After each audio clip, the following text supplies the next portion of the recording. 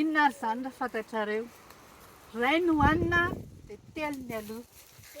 Voatabia! Izany dia marina tokoa ary akamantatra izay tena tiako tokoa tamin'izaho mbola fahakely. Voatabia avy amin'ny hazo tapia. Voatabia voankazo avy amin'ny ala tapia.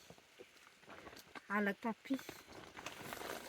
Ny olona fantatro voalohany mikolokolo ny ala tapia hoe hiaro ny ala tapia teto amin'ny faritra Itasy dia nataoko modely ho lazaiko ho eran-tany ny eran-danitra dia tsy iza akory fa i Madagasikara.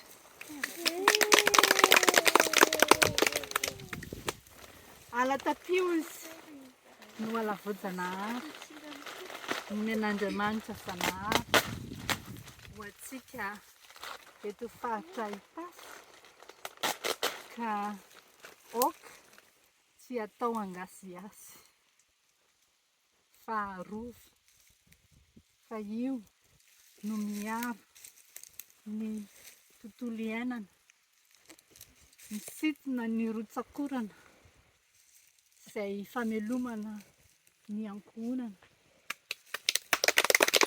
dia tsy inona koa fa ny fambolena eny an-tsaha. Aloha misy tsy tadidy!